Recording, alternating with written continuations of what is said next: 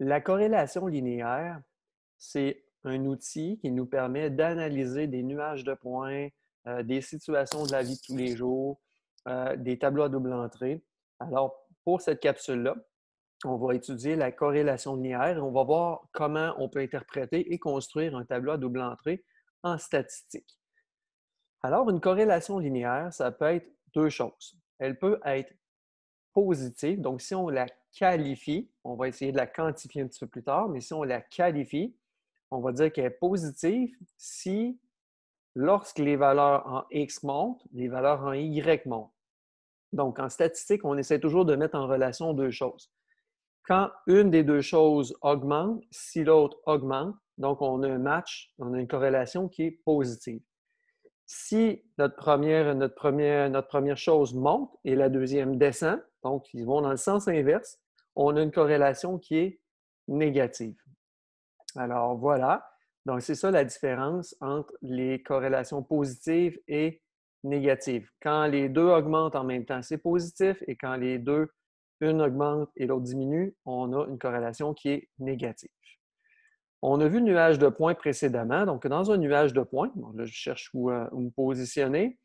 Alors, dans un nuage de points, on va commencer par ici, on a une corrélation positive. Donc, on voit ici que lorsque les X augmentent, les valeurs en Y ont eu tendance à augmenter aussi. Donc, à toutes les fois qu'on a un nuage de points qui a tendance à monter comme ça, donc on voit l'image un peu, puis si j'essaie d'entourer un peu le nuage de points. Donc ici, je vais l'entourer ça comme ça. Ici, on va entourer lui. Donc, quand on fait un cercle autour de notre nuage de points, si le cercle nous donne l'impression de monter, OK? Donc, d'avoir, si on veut faire un parallèle avec le taux de variation, si le taux de variation a tendance à monter, bien, à ce moment-là, on dit qu'on a une corrélation positive. Ici, elle est très, très forte. Très, très, très forte parce qu'on voit que tous les points sont très, très, très rapprochés et très peu dispersés. Et plus ils se dispersent, à ce moment-là, plus on va vers des corrélations qui sont parfaites, fortes, moyennes et faibles. Ici, on a presque de la difficulté à voir si le nuage il monte ou il descend. C'est la même situation lorsqu'on a une corrélation qui est négative. Négative parce que ici, on a une corrélation qui est descendante, très rapprochée, donc descendante très forte, descendante pratiquement parfaite, pardon, descendante très forte. Ici, ça descend et c'est moyennement rapproché. Et ici, c'est vraiment dispersé. Alors, on a une corrélation qui est faible. On voit que ça descend un petit peu, mais c'est très, très, très évasé. Alors ici, c'est une des corrélations qui sont négatives parce qu'à mesure que les valeurs en X augmentent, les valeurs en Y, elles descendent. Donc, c'est pour ça qu'on a une corrélation qui est négative. Et dépendamment de la manière dont les points sont rapprochés ou dispersés, on va aller vers une corrélation parfaite versus une corrélation qui va être faible. Dans un tableau à double entrée, si on revient maintenant à notre tableau qu'on avait lorsqu'on a vu le nuage de points à la capsule numéro 1 et que je rentre ça dans un tableau à double entrée. Dans mon tableau à double entrée, j'ai ma valeur en X ici, ma valeur en Y en verticale. La graduation est la même que dans mon graphique. Pour ceux qui ne l'ont pas vu, allez voir la capsule numéro 1 sur les statistiques.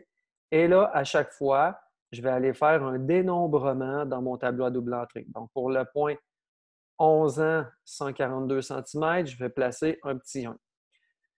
Un petit point ici pour les classes. Donc, à toutes les fois, on a des doublons un peu dans les classes ici. OK? Donc, des valeurs critiques.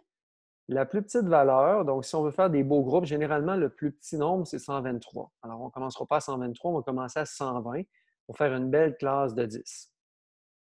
Dans ma classe de 10, la première valeur est toujours incluse. La deuxième valeur est toujours excluse parce qu'elle va être incluse dans ma deuxième rangée. Comme ça, à 130 cm, si j'ai une valeur qui vaut 130 cm, je vais aller la placer dans cette colonne-là, dans cette ligne-là, pardon, plutôt que dans la première. Donc, ici, on va agir jusqu'à 129,99999 infini, mais à 130, on va se retrouver ici. Comme ça, on n'échappe aucune donnée. et on va aller placer toutes les valeurs partout, partout dans mon tableau à double entrée. Ça s'appelle un dénombrement. Donc, on dénombre pour s'assurer qu'on n'échappe aucune donnée. Une fois qu'on a fait ça, on reprend notre tableau à double entrée et maintenant, on va aller transformer un peu les nombres, la quantité de notre dénombrement en nombres, en des vrais chiffres comme on connaît, au lieu d'avoir des lignes, tout simplement. Et voilà. Donc, ici, toujours bon, dans le tableau à double entrée, on fait les totaux pour s'assurer qu'autant horizontalement que verticalement, ici, on arrive au même total. Donc, ici, on est supposé arriver à 19.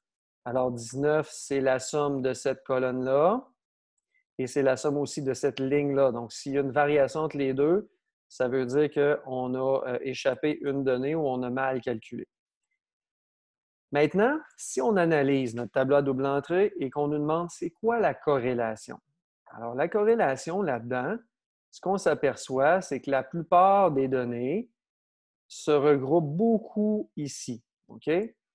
Donc, la majorité des adolescents ont entre 12 et 15 ans, à part 3 personnes, donc entre 12 et 15 ans, et ils ont une taille entre 140 et 170 cm, étant donné qu'ici, il y a très peu de personnes.